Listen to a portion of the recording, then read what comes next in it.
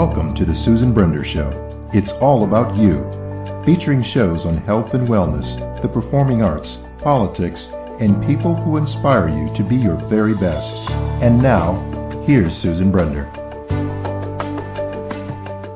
I'm Susan Brender, and this is the Susan Brender Show. Today I have a guest named Michael Solomon. Now, Michael Solomon has been a guest on my show several times, and he's an amazing, powerful speaker with an amazing life story who is as a business consultant. He's a political pundit and a best-selling author.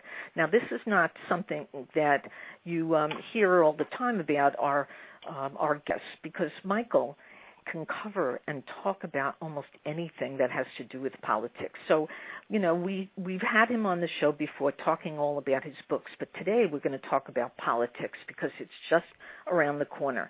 So I want to welcome to our show Michael Solomon. Good morning, Susan. How are you today? Well, very, very good. And part of it is because we're going to talk about things that I know that so many people want to know about. Now, let's just get started immediately. Now, what is your political philosophy? Because I know that you've talked all about Hillary, you've talked all about Trump, but basically I want the audience to know what your political philosophy is. Oh, God. I'd like to bleach the whole ticket and start all over, clean it from scratch. You're not alone there, by the way. Oh, my God. This is becoming a love-hate relationship with politics. You know, as somebody said to me, what's it like? I says, this is the silly season, and it's getting sillier every day. I mean, he's finally getting on message for about the last month.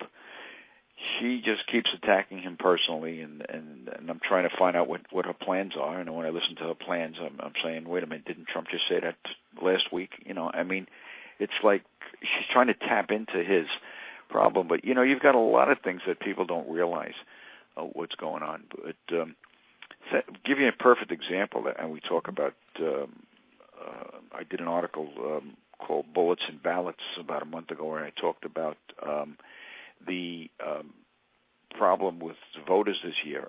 Romney lost the election last time by about 5 million votes. That's all it was. It sounds silly, but that's all he lost by was about 5 million votes. But when you think about the youth vote today, that since 1998, since 1998 to today, there are going to be 37 million people between the ages of 18 and 25 who are going to be voting for president for the very first time in their life. That is amazing. That is amazing because people don't realize what the youth vote can do. Yeah, but Michael, let me stop you here because aren't most younger people pretty apathetic when it comes to the elections, comes to voting? I think for the first time in the history of this country, you're going to see a tremendous amount of youth vote taking place. You've got a couple of factors involved. Let's look at the economy now. I mean, the latest figures came out this morning: 169,000 new jobs. I mean, and it was less than what I think it was like 10 or 12,000 less than they were expecting, and yet the unemployment figures go down. Mm-hmm. Now, that scares me because I look at the actual number of people, or the participation rate, as they call it, where we've got close to 97 million people in this country out of work. Mm-hmm. So if you take the 320 million population number in this country that's based on the last census, and you subtract from that the people who were retired, under the age of 18 and in school, and those who may be disabled or affirmed who can't work. And let's say you knock 100 million people off of that. Now you're down to a population of 220. Yeah. Well, you divide that by 95 million, and you've got an unemployment rate of better than 30%. Michael, now that's a huge number. It is, but here's how that factors into the youth vote. Okay, go ahead. You got Daddy sitting home now, who's lost his ambition, who can't find a job. It's been over a year. His unemployment is running out. I don't know what he's doing. Whether he's, maybe he's part of the underground cash society where he may be doing the flea market booth or washing windows for cash or whatever, trying to make ends meet and keep his family there. His son just graduated college. He's 22, 23 years of age.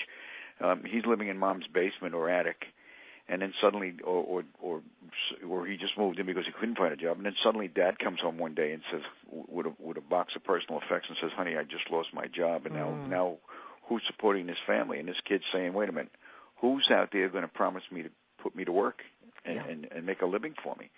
I mean, it's so that's a lot. That takes a lot of the youth vote or the millennials into effect. Yeah.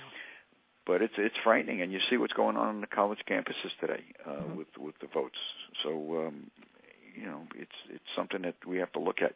So the question is very, very simple. I mean, we've got almost 37 million people. Yeah. Between the ages of 18 and 23 that are going to vote for the very first time in their lives.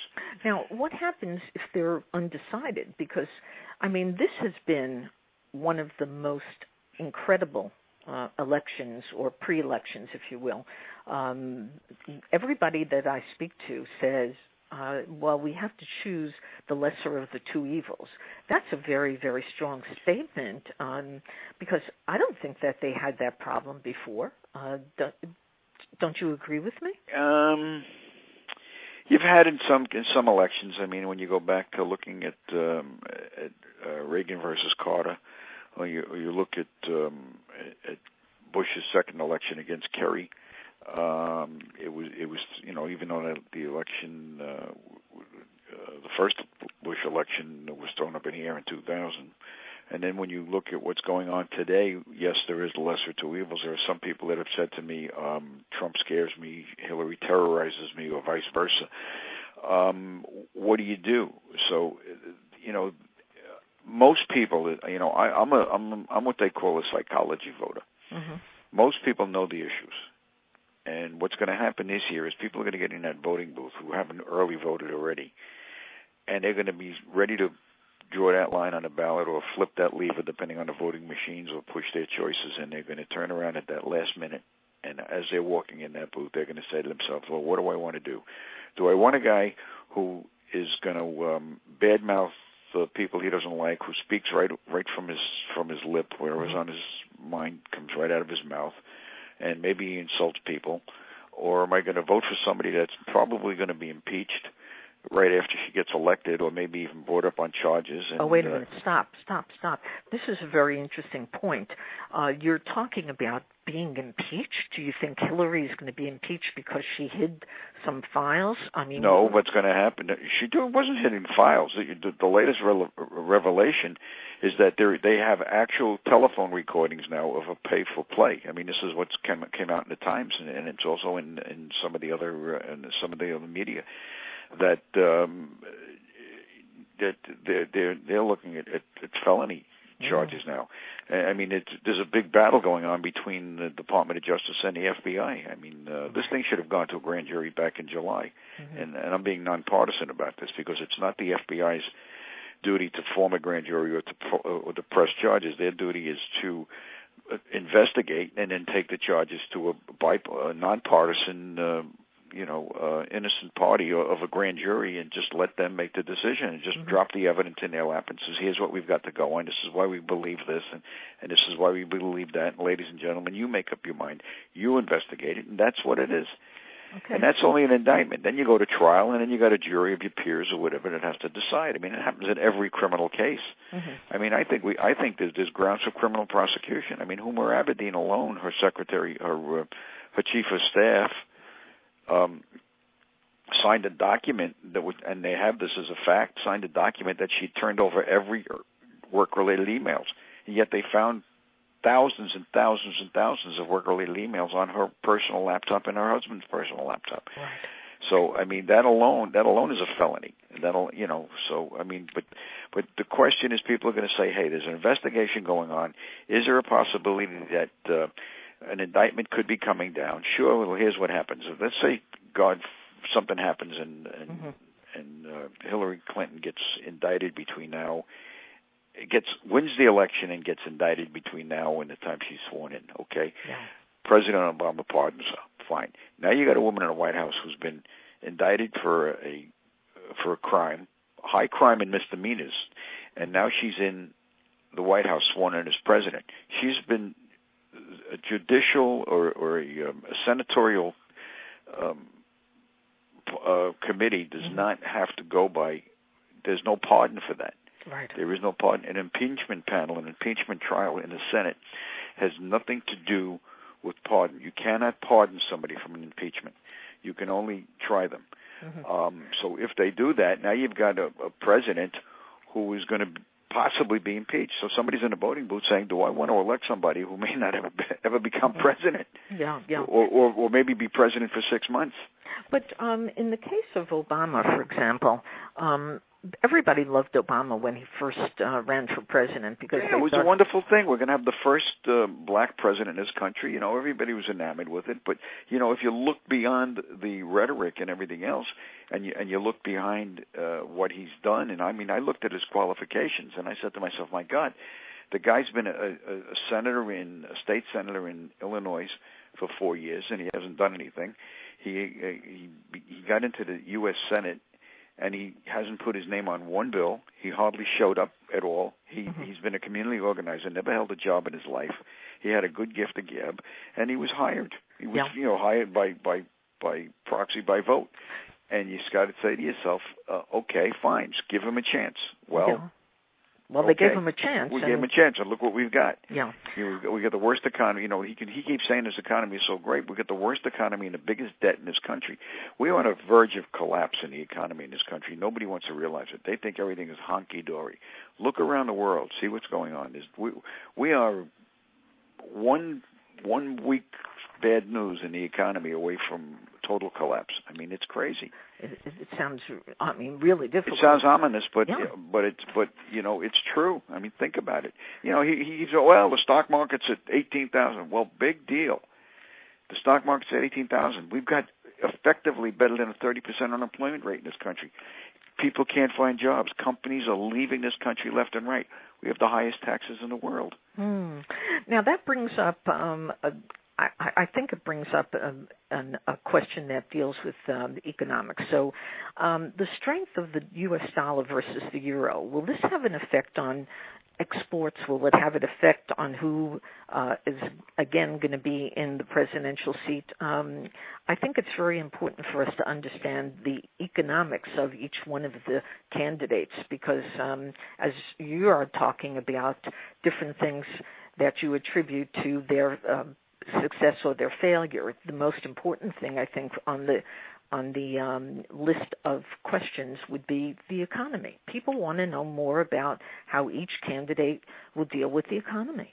Okay, there are two basic rules in economics today. There's Keynesian economics, John Maynard Keynes, and then there's what we call supply-side economics, which is basically trickle-down economics.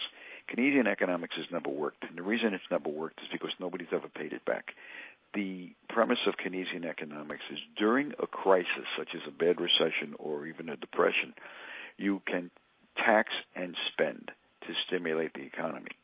Once the crisis is over, that money must, and I emphasize must, be repaid. We have $20 trillion in debt, of which almost 11 of it was born in the last 7 years under the Obama administration. They are practicing Keynesian economics. John Maynard Keynes is probably rolling over in his grave because nobody has never thought about repaying it. When you have supply-side economics, where we, as most people know it, is trickle-down economics, everybody's back to work, and here's why: the engine of the economy in the United States is basically construction and housing. When a house is being built, think about what goes into that house. Forget about the raw materials and the people going back to work. Everybody goes back to work, from the guy cutting down trees to supply the lumber, to the guy manufacturing pipe and concrete and delivering in all the delivery trucks. Now you've got the construction workers who are putting it together. They're building the house. They're going to hire people. They're going to go out and buy new trucks and new equipment and new tools that they're going to need, and they're going to get the house built. Now, somebody moves into that house. Well, real estate brokers have to sell it. Banks have to finance it. Insurance companies have to insure it. Furniture companies have to furnish it. Landscapers have to go to work again. And that's basically it. So that trickles down to everybody. Now, It was funny because I gave this lecture once, and I had a group there, and there was somebody in the audience who raised their hand. She said, "Well, I'm a travel agent. What does that have to do with me?" I said, "Well, people are working. Don't they go on vacation?" She said, "Oh, I never thought of that." Huh. I mean, that's the problem. So you look at that. Now you look at the other side of the coin, okay? We are a global economy today. Mm-hmm. We've got people all over the world. And just for a fact right now on the global economy, when President Obama was screaming, we got to bring back the jobs from China, we got to level the playing field. And I scratched my head and I says, why would you want to level the playing field? Mm-hmm. There are 2.7 million foreigners working for American corporations overseas. There are 6.5 million Americans working for foreign corporations in America. So let's bring back the 2.7 million. And what if they pulled the 6.5 out of America? Right. We'd have a net effective loss. We would lose close to 3.5, 4 million more jobs. Mm-hmm. Well, that brings up another question, and that is, what about the immigration political situation between the two candidates? What sets them apart? I mean, because I know Trump is, he wants to build a wall. He wants to keep out all the Mexicans and various other... Hillary wants to build a wall, too. She voted for it when she was in the U.S. Senate. Does she still feel that way? I hope she feels that way. Well, she said she wants now extreme vetting, which is something that Trump brought up about 8 weeks ago, and now she's jumping on the bandwagon, and she wants to do this, and she wants a barrier. We've got another problem in this country. Let's not talk about just them coming in here and raiding our candy store and getting our benefits and everything else. Let's forget about the crime for a minute, and all these things we hear about in the sanctuary cities and everything else.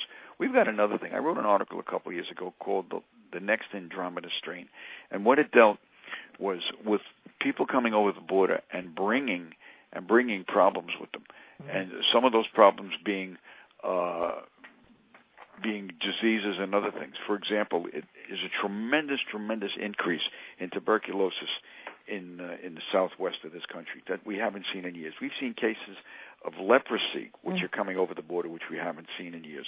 Last year, there was a tremendous outbreak in measles in California and Los Angeles. They had to shut down. I don't know if they shut down Disneyland for a couple of days or what, but there was a tremendous amount of breakout of measles in Anaheim and the parks and everything else, and they traced it back to some Mexicans who came over illegally. Yeah. And brought it with them. They're not being vaccinated in some of these areas, and they don't get the medical care that we have over here. So, and they just found out that 50% of the Syrian immigrants who came over from Syria in Minnesota are carrying live tuberculosis infections. Okay, I want to stop you for a second. Now, of course, this country was set up basically on all kinds of immigrants. I mean, I'm sure your grandmother and your grandfather, my grandfather came over. Sure, they came over. Now, there was a lot of disease then too. I mean, there was flu, there was tuberculosis. Absolutely, they came over before penicillin was invented. Yes, of course. But here's the thing: I think is really interesting. They went through a site. There were doctors, there were people They went to Ellis Island, there were doctors there, they went to a medical site. If they came over with conjunctivitis, they would turn back. That's a simple infection of the eye. Okay, so why can't we do that? We can, but you know what? Political correctness is getting in the way. So what do you, when you use the word political readiness, what do you mean by that? Political correctness is you can't discriminate because of anything in this country. I mean, it's out of control. Political correctness, Susan, is always having to say you're sorry. Why? I mean, why can't we just call things what they are? If somebody's got a problem and we recognize it, why can't we say it? Yeah. I mean, that's why Trump is loved, because people in this country realize that political correctness is running amok. But they also feel that Trump is really not that smart, and frankly, he you know what, he's a lot smarter than you think. You don't build $1 billion worth of real estate and businesses and brand yourself like that without being smart. This whole thing about Atlantic City, and the one thing that Trump didn't say about Atlantic City with his casino going bankrupt is something that I looked at and researched. There were 12 casinos in Atlantic City. Yeah. The money was being paid from those casinos' revenue to the city of Atlantic City to build a park on Pacific street, Pacific Avenue. They were supposed to tear it down, rebuild the neighborhood, and they were going to build a beautiful park, which was going to be a buffer. Because Atlantic City is really a depressed area. It's almost, I hate to use the word ghetto, but it's depressed. It's totally depressed. Okay. Yeah. Atlantic City took that money, and it was a Democratic, it doesn't matter whether it was Democratic or Republican, but whatever the politicians were, and I think it was a Democratic city, they absconded with it. There was a tremendous amount of fraud involved. The park never got built. The blight came in there, and here's what happened. People refused to go there. Yep. You are a business. I don't care whether you're a casino or you're manufacturing vehicles. Nobody's going to go there and walk through a bad area and be worried about being shot or assaulted to do business or to purchase a product, or in this case, gamble or stay in a hotel. So what happened was business went down. Out of those 12 casinos, and Trump's was one of them, 9 of them were totally closed and out of business. The remaining 3 are in bankruptcy. The state of New Jersey is taking Atlantic City and is placing it in receivership and may take over those 3 casinos. Now, people are saying, "Oh my God, Trump ran $1 billion. How do you run a?" And all I hear is Hillary running around screaming, "Oh, how do you lose money in a casino?" Very simple. You don't have players. How do you lose money in a candy store? Nobody comes in to buy candy. It's no different. But he never explained it that way. I mean, it's a very simple economics. But that's exactly what happened there. Yeah, but here's the thing, Michael. Both Trump and Hillary, they say a lot of things, but Trump seems to be an embarrassment to a lot of people. I mean, if you read about some of the things that he's doing, and even some of the Republican pundits or the conservative pundits say that they're absolutely incredibly embarrassed by him. By what? By a few things he may have said about women in locker room talk? Well, yeah. Okay. He says all these horrible things about women. He is all for having abortions. He says the craziest things about abortions. He says people in their 7th month can have an abortion. Who does No, that? he didn't say that. No. Okay, go ahead. No. You're wrong on that. What he wants, first of all, if Roe versus Wade was turned over tomorrow, abortion would still be legal in the United States. It would just go back to the states' rights. Because prior to Roe versus Wade, abortion was legal in, I think, 22 or 24 states in the country. But Roe versus Wade set up the trimesters, and it was basically a privacy issue about women's rights. So it really didn't have much to do with direct abortion. The Supreme Court of the United States didn't say it's okay to have an abortion. They went on to it. If they overturn Roe versus Wade tomorrow, there still will be abortion in this country. Number 2, I don't even think it should be a political issue in this country, because Roe versus Wade came in through the Supreme Court in 1973. Okay, here's my feeling on it, and I believe this is Trump's feeling on it too, from what I've heard. From 1973 to now, what are we looking? God, we're looking at 45, 50 years. It's never been overturned. Number 1, everybody's been talking about it. It shouldn't even come up as an issue. Gay rights shouldn't be a political issue. The political issues in this country should be the economy, the war on terror, health care. Those should be the political issues in this country. Yeah, I agree with you, no question. All right. Hillary is in favor of late-term abortions. Late-term abortions means that if a woman changes her mind a week before she's about to give birth, she could say, you know what, I'm done. Take my baby. He wants to reevaluate the medical side of it, and I do too. I have a daughter who's a labor and delivery nurse, and in 1973, now 26 weeks under Roe versus Wade, 1973, a fetus at 26 weeks. First of all, it's not a fetus because that's 6.5 months. Do you know how many women today giving birth at 5-month pregnancies and the babies are viable and healthy and fine? But that wasn't as possible in 1973 it is today. Medical science has come a long way. So maybe we have to adjust Roe versus Wade. Maybe we have to say, you know what, 26 weeks is too long. That's 6.5 months. That's not a fetus anymore. That's a child. Maybe we should say 16 weeks, which is 4 months, or 12 weeks or whatever. So there's got to be an adjustment in such things. I mean, we do this thing with vehicles on a highway every year. Well, they're getting faster and everything else, and the roads are getting safer, so we can up the speed limit 5 miles an hour. Well, or we can down it 5 miles an hour.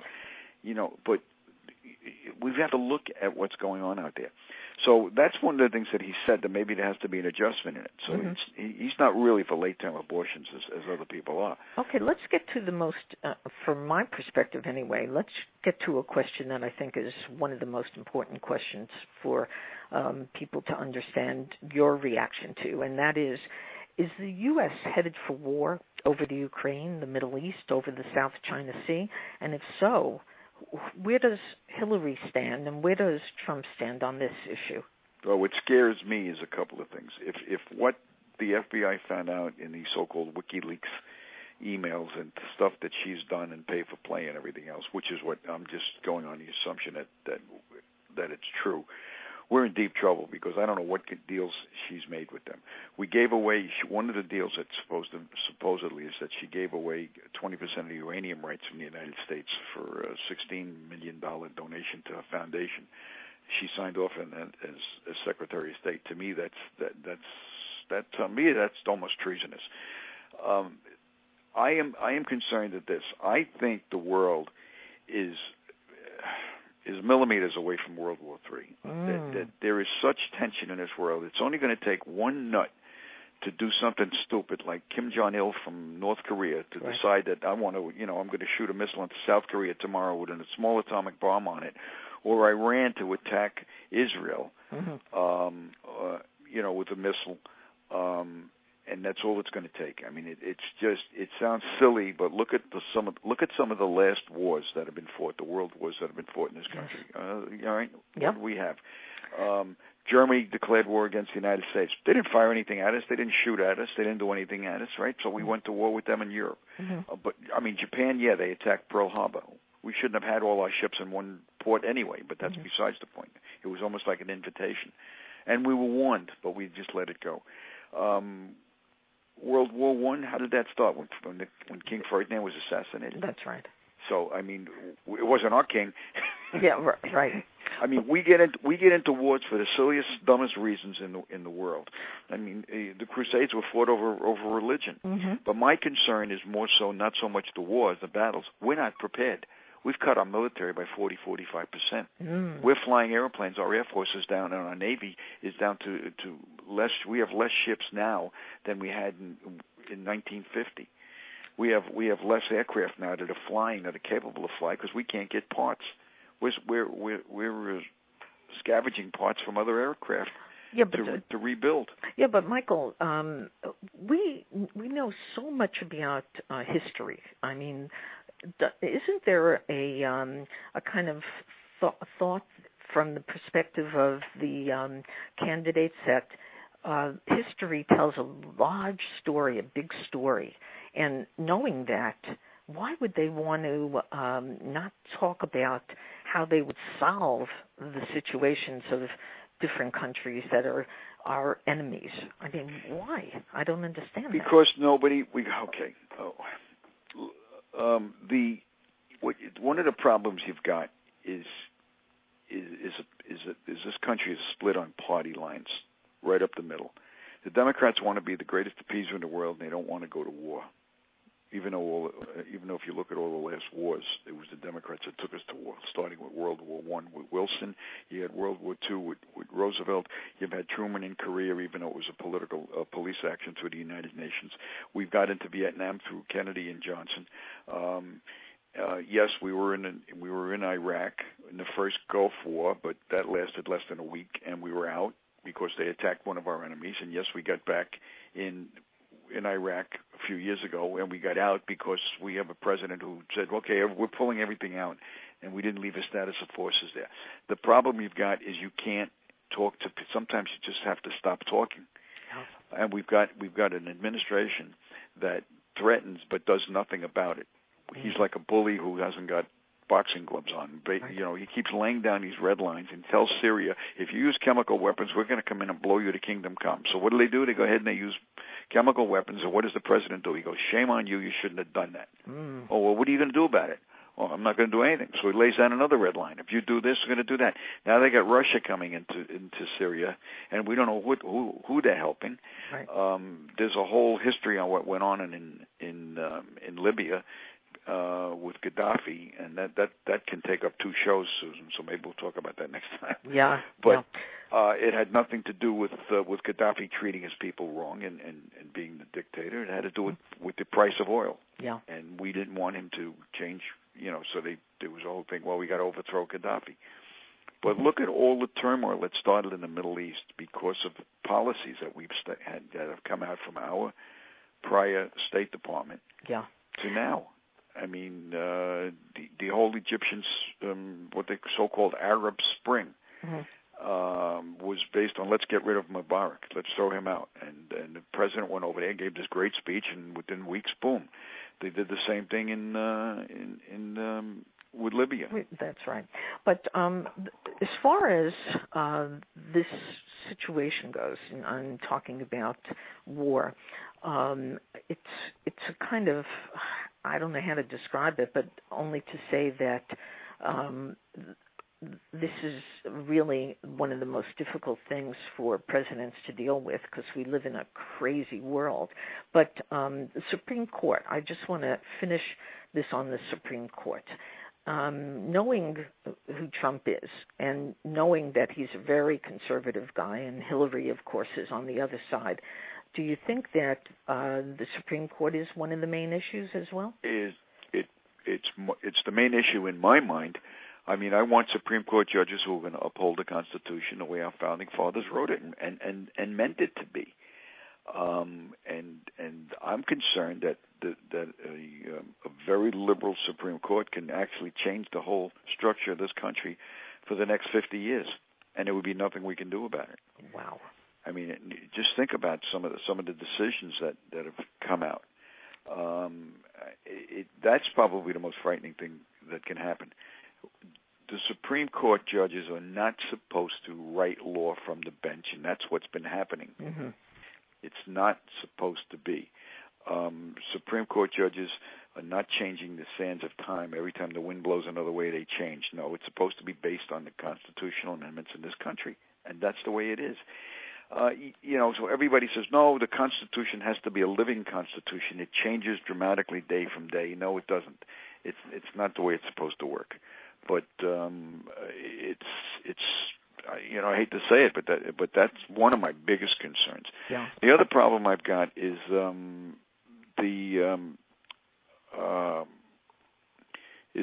voters have changed in this country completely to the point. I mean, I look at it,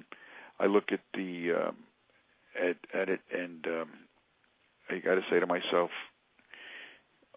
where are we going with this today? Right.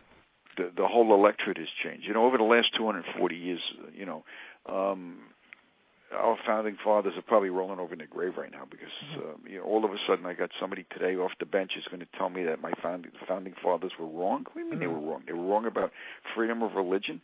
Freedom of religion in the First Amendment was not the church or telling the state what to do and butting into that. If people read the amendment and they read it correctly, it's the state interfering with the rights of people to worship. Because the Puritans who became the Pilgrims came over here because of religious freedom, and our fathers said we don't want anybody leaving this country because we are going to interfere with their right to worship freely. Right.